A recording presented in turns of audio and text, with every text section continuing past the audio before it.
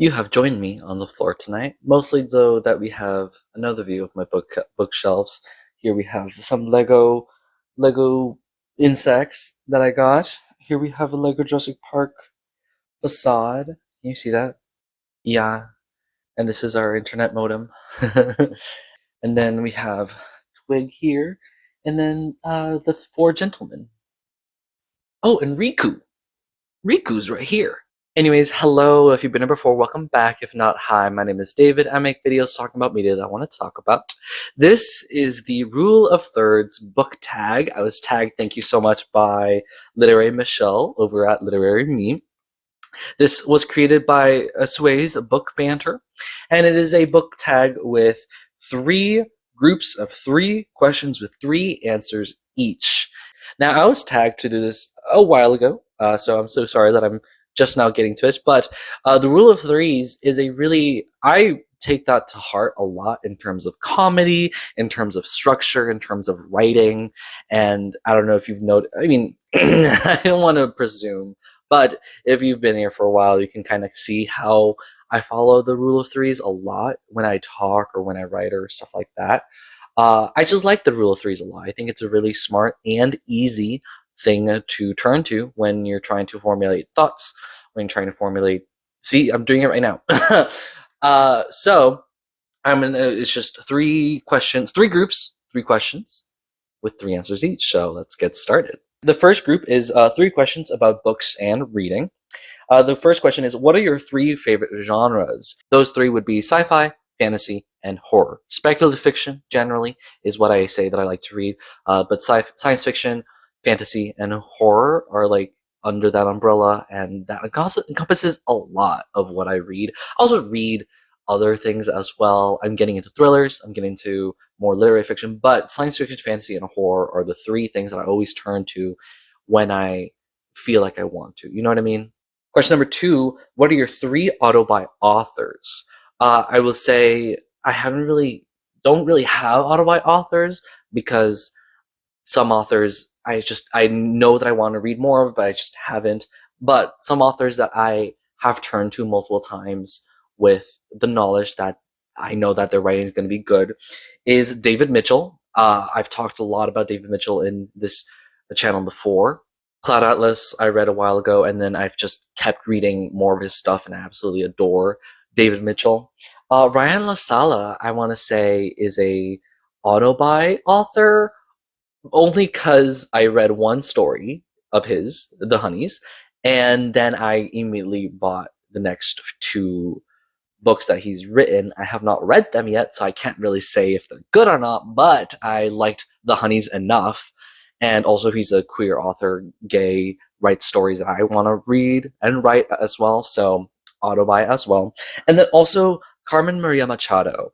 I really liked Her Body and Other Parties, and then since then, anything that she's written, I try to get my hands on, specifically for like different stories, different books that I know that she's interacted with, either blurbed or edited or stuff like that. I'm like, Carmen Maria Machado has great taste and great voice, so I want to get my hands on anything that she has touched, at least. And so I would say those 3 authors.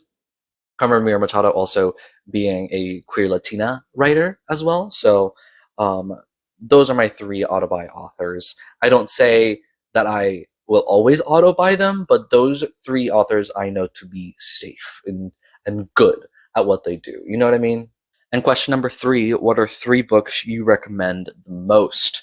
So these are books, I wouldn't say they're my absolutely favorite ones, but definitely ones that I think everyone should read at some point. And I had to narrow it down. There's so many books. I can say almost all the books that I love are books that you should read. But I'm just going to do these 3 because I think they have good messages. That being Babel by R.F. Kuang. You see this here? Hey, okay. Ziran Zhejiao's Iron Widow, and The Tainted Cup by Robert Jackson Bennett. This next to Riku? No. Gentlemen? There we go.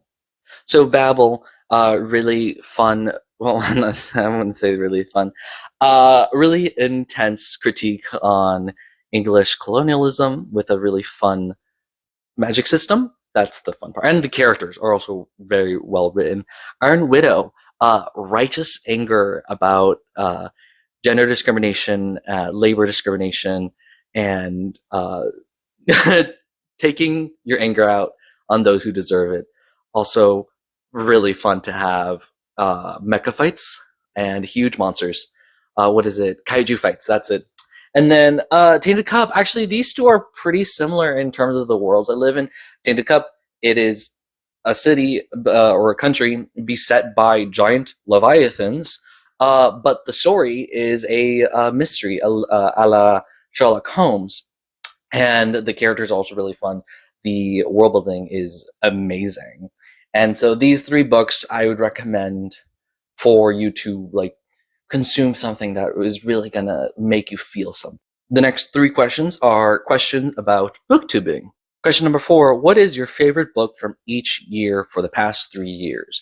I'm not going to do this year because this year has not completed and concluded, and I will do a video about the things that I read this year. Hint, hint, hint. I almost said hink, hink. Hint, hint. Wink, wink. But the 3 years prior, I'll go backwards. In 2024, I mentioned it already, I read The Honeys, Ryan LaSala.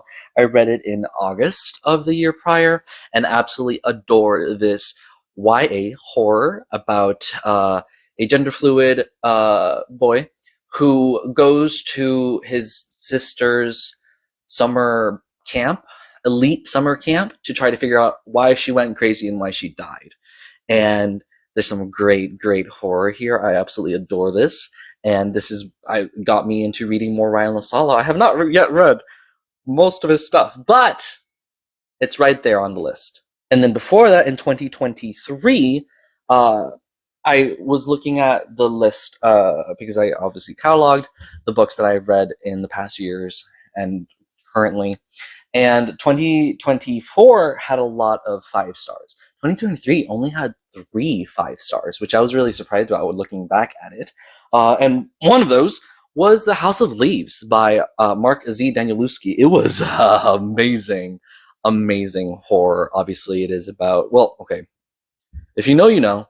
If you don't, it's very hard to say what it's about, but it's about the house on Ashtree Lane that is evil, and the people who live in there, but also it is a academic dissertation about the movie that doesn't exist of the evil house, and then the guy who finds it. Oh, it's reflective. And it is just a spiral of insanity, and I absolutely adored it. And also, I want to say, I read it in November of 2023, specifically November 21st. So tomorrow will be exactly 100 days. What? 1 year. Why did I say 100 days? Sorry. Tomorrow will be exactly 1 year since I read this book. I don't know when this video will come out. I'm filming this on the 20th of November. And then in 2022, I had maybe I think I saw like a dozen 5-star reads, and like almost half of them were rereads, which I found really interesting. But one book that I chose from the 5 stars of 2022 was a book that I read for the first time, and I specifically remember reading this towards the end of a semester of class, because I graduated in 23, and I read Relic by Preston and Child. I read it in April of that year, and this was so exhilarating to read, and it's about the New York Museum of Natural History delivers a artifact into their museum, and that artifact or the relic attracts a monstrous presence that starts killing people. And Margot Green, she's a researcher. She becomes the museum's curator in the second book, but in this first, she's just a researcher there.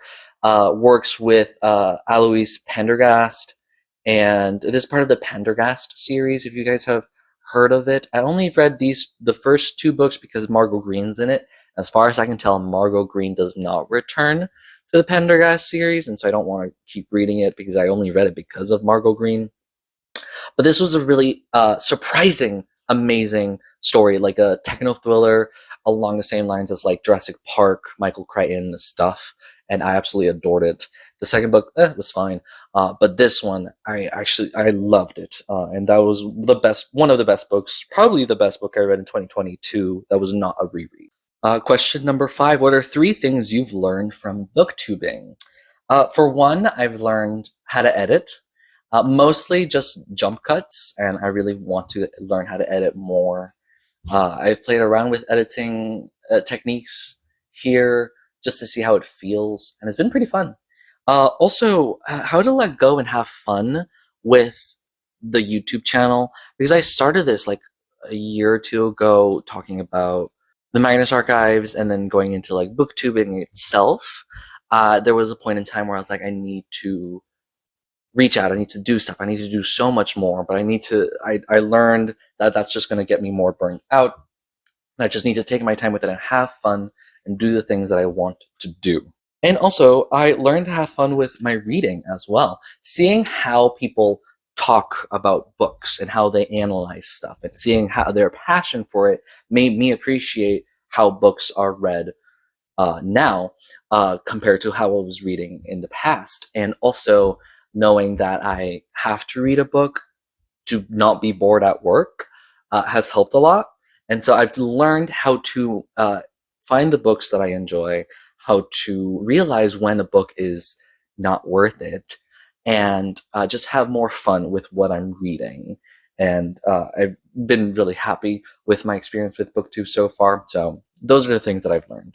And question number 6: what are 3 goals you have for the next year on BookTube? I want to do at least 3 other kill counts next year. I have a plan to do another kill count towards the end of this year. It might be coming out towards the beginning of the year, but next year I want to do at least 3 kill counts where I take a book, normally horror. I've already done a kill count for the Sunrise on the Reaping, a Hunger Games book, Suzanne Collins. So check that out if you so desire. And I'm working on another one. It's taking me a little bit longer than I thought, but there are a handful of other books that I want to do as well. Horror books, some sci-fi books as well, or fantasy as well, honestly, that are counting the kills in a story. And I feel like that's a really, really fun way to analyze a story, to see how people die. I also want to do at least 3. I'm not going to say which books I'm going to work on because I don't want to drum up anticipation for something if I end up not doing something like that. But I want to do more kill count videos, inspired obviously by Dead Meat channel, James A. Janice and the kill count, obviously inspired by that. I also want to finish my Fear Entity Exploration series. So I started, like I said, doing YouTube, specifically talking about Magnus Archives, one of my favorite horror podcasts. And I will continue talking about Magnus Archives, Magnus Protocol, other horror podcasts or podcast dramas that I listen to as well. That's something that I will just keep doing because I really like them, and it's the only way that I can get myself to work out. But I started the Fear Entity Exploration a while ago, and I'm like halfway through, a little less than halfway through, and I hope to do one more before the end of this year, and hopefully be able to finish the series by the end of next year, or at least get close to it, because that's 17 videos planned, and I've done 6 of them, I think.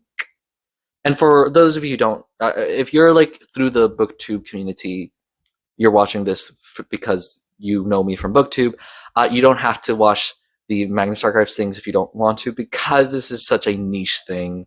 I have the other audience for that. I don't think that audience is watching these videos, but if you are, hey, thank you so much. Thank you.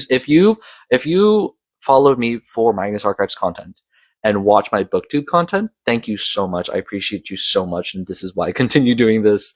But if follow me because of my BookTube content, you have no obligation to watch my Magnus Archives content, because I am being it's a very niche subject that you need to have consumed the Magnus Archives, and I don't expect you to have done that.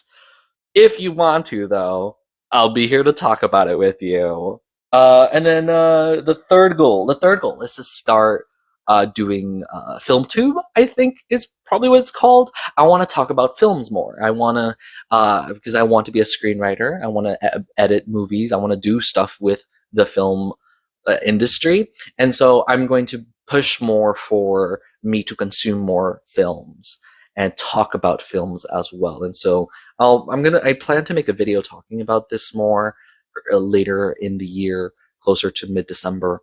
But that's definitely something I want to start doing, is not only at least along with my monthly reading wrap-ups, monthly watch wrap-ups. I think they do that as well. I have to check. Just like what I watched as a movie, what movies or TV shows I watched in the past month. Maybe also talk about screenplays and stuff like that. I want to do more of that to get more immersed within the film culture, and so I hope to do that next year as well. And then the third group is 3 random for fun questions. So the first question is, what are 3 fictional worlds you like to visit? So this question was kind of hard for me because I was looking at some of my favorite books and stories, and either the world is our world, so Earth, or the world is bad and the story turns good, or the like I don't I love the Hunger Games, right? I don't want to live in the Hunger Games, but I love the Hunger Games, right? They're right here. So this was kind of difficult for me, but I did narrow it down to 3. The first, the one that I was like, oh yeah, absolutely, this is the one I want to go to, without a doubt, is the world of His Dark Materials, Philip Pullman, specifically, obviously, because of, I forget if it has a name, but it's the world that is the original world with Lyra, that has the daemons, or demons, with part of your soul being part of an animal, right? I mean, so this is it's not multi-dimensional, it's just like different worlds, kind of. Multiverse, quote unquote, story. Probably one of the first ones. They do go, or there's a character from our world, quote unquote, that gets into the conflict. Will. But Lyra's world, I forget what it's called, if it has a name for it specifically. I would love to go there because the aesthetic there was really fun, but also I'd love to have a demon friend, a little demon friend. I don't know which her name would be, or if it would be a girl. Maybe it's a boy. Maybe it's a boy animal. I'd like a bird. I don't know. And then it gets a little harder. I could not find other ones. The other book world that I thought of was Winter's Orbit by Everina Maxwell. I don't talk about this book a lot. I read it maybe 2-3 years ago. And I honestly don't remember much about it, except I really like the aesthetic of the setting. Um, and most of it, I just remember from this cover. I liking this cover a lot. But it's a planet. It's a different planet, sci-fi world. But I remember it, Winter's Orbit having like winter-like setting, and I liked that. And also the politics were kind of fun, and the knowledge that being queer, being gay in this world is just the norm. Like the conflict, I believe it's this book, because there might be another book that I'm confusing it.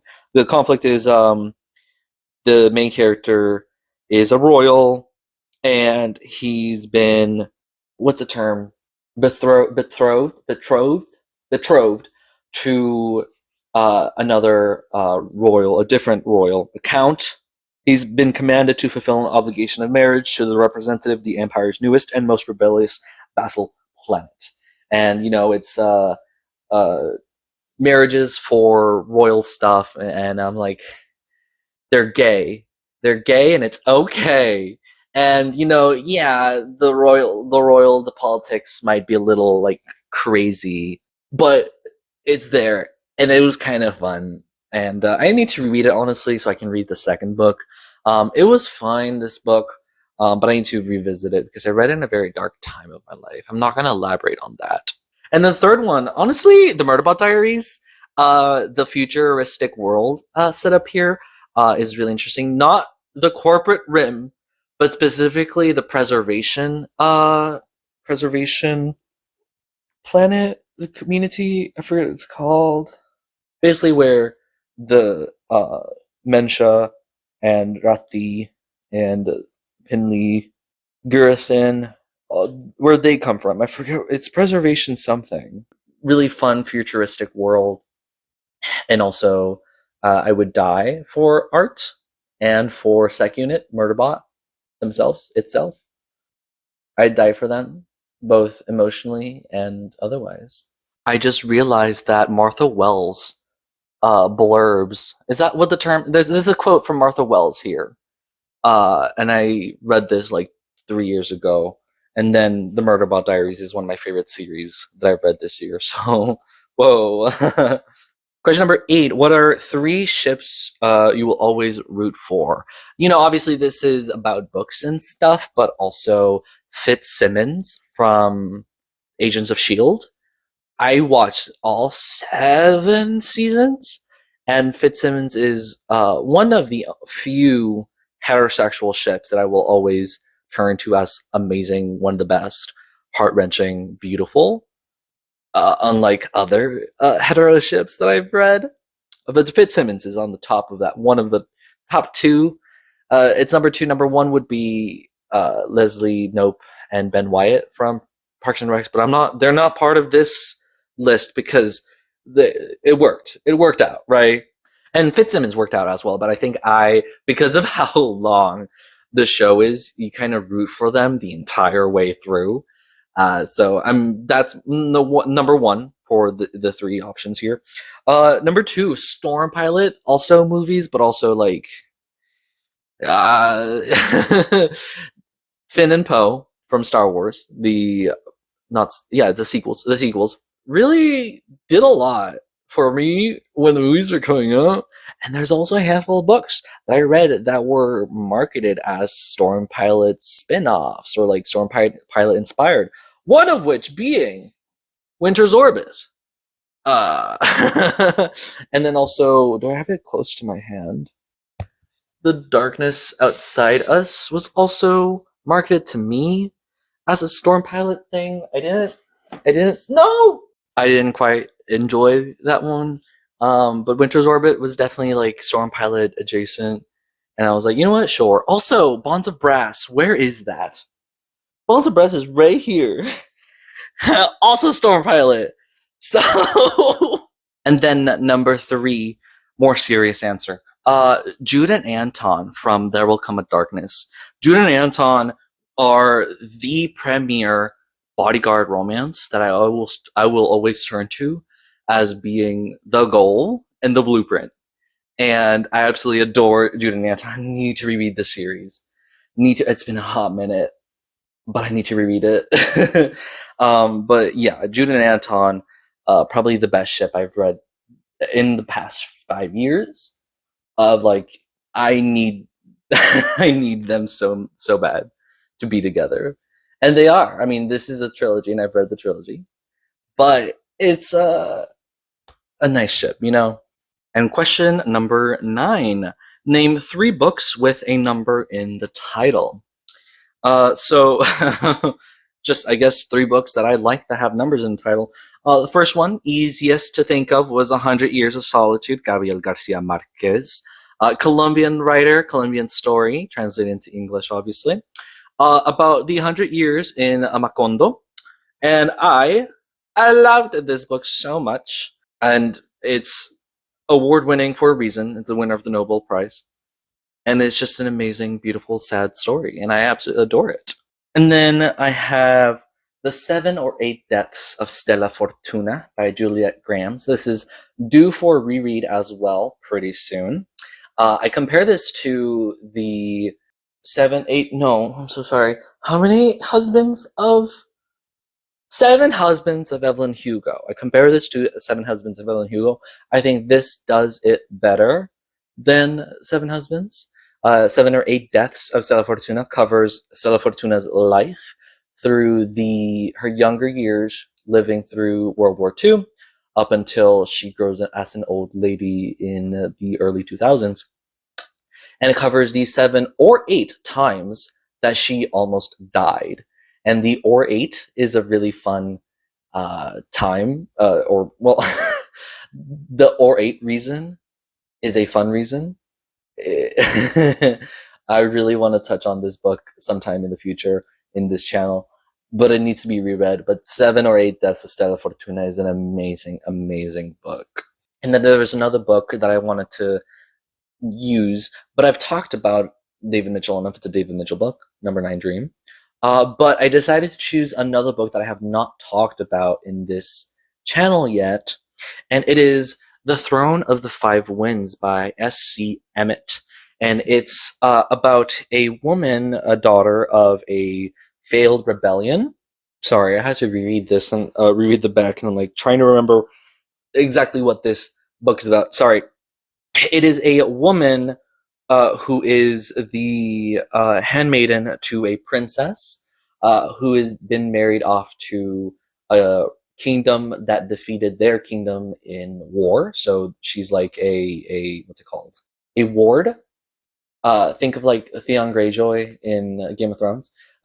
Their kingdom lost the war, and so the princess is being married off to a prince in the enemy kingdom that defeated them, a hostage for their conquered people's good behavior to secure a tenuous peace. That's it.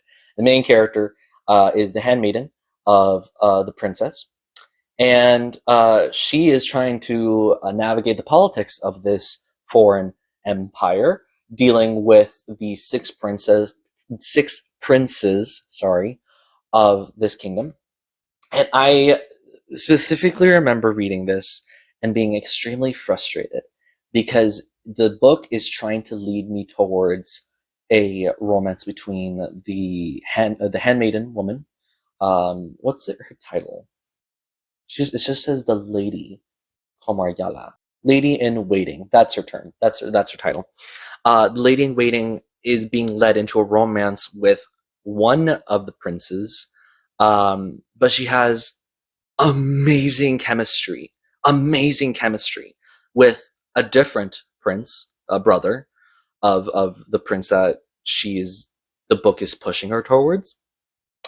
And so I just got really frustrated because the book, this plot, everything is leading towards her having a romance with Prince, let's say Prince 3, and she has amazing chemistry with Prince 2. Prince 1, I think, is marrying her princess from the rival kingdom. But she has romance with Prince 3, but the chemistry with Prince 2 is fucking amazing. And then she gets assigned marriage to Prince 2 and is like, I don't want this. I want to be with Prince 3, but I have to do this to protect my princess. And it's like, well, Prince 2 is the one you've been able to have amazing chemistry with, and Prince 3 is so fucking bland. And I checked, I kind of do want to continue reading the series, kind of don't, because I checked the next 2 books in this trilogy, I believe, and it doesn't work out in either direction. And I'm like, why write such amazing chemistry, banter between Prince 2 and the lady in waiting and not use that to its fullest advantage? I don't know. I have to reread it. But Throne of the Five Winds, I have not talked about in a hot minute or at all in this channel, and so I wanted to touch on it because it definitely frustrated me a lot in a very fun way. But there are other series that I want to touch on that do things better before I go back to this series. But anyways, those are my 3. So numbers 100, 7 or 8. Is that cheating? I don't know. 7 or 8, and then 5. And that is all 3 groups with 3 questions with 3 answers each, and a bonus question. I believe this was added by Literary Michelle. I don't know. I did not check. Maybe Literary Michelle left the sleeper question in there. A bonus question: what book are you excited to read this next year? And so I have a long list of books that I need to read. Let me put you down. I have a long list of physical books that I own right now that I need to read, and I don't know which ones I'm gonna get to when. I don't know which ones I'm going to be reading in December. Don't know which one's going to be reading in January. So I'm choosing a book that has not come out yet, and is releasing in the next year, and that is The Cloak and Dagger Club by Jackie McMahon. I apologize if I mispronounce your last name. And it is a book that is coming out July 14th. It's a mystery novel written by Jackie over at Jackie Reads and Writes. I'll have her account and her channel link in the description below. I'm super excited for this book. I have not read many mystery novels, but the few that I have read have been pretty fun. The first one I think I ever read was The 7.5 Deaths of Evelyn Hardcastle. And I want to get more into mystery novels and Tainted Cup as well. Mystery novel that was really fun, and so I want to get more into it. And Jackie has been an amazing channel. Check out her channel; she's great. She talks a lot about mysteries, and I really like her way of choosing her TBR, which is playing Scrabble. I've never played Scrabble. I don't know the rules of Scrabble, but seeing her play that and choose her books through that's really fun. And yeah, her book is coming out in July of next year. So I say keep an eye out for her book coming out. I have already pre-ordered it from Barnes & Noble, and I'm so excited to get my hands on it and read it and talk about it on my channel. So shout out to Jackie as well. And yeah, thank you so much for watching. I've tagged 3 people in my description below who I am challenging to do this Rule of Thirds book tag. If you don't want to do it, that's all right. If you have already done it, oops. Yeah, thank you so much for watching. Don't forget to like, comment, and subscribe. Share with your friends. Let me know what you think. Before I sign off, I wanted to show you the pile of books. Yeah, I've just been collecting them. And yeah, thank you so much for watching. Don't forget to like, comment, subscribe. Don't forget to be passionate, and I'll see you later.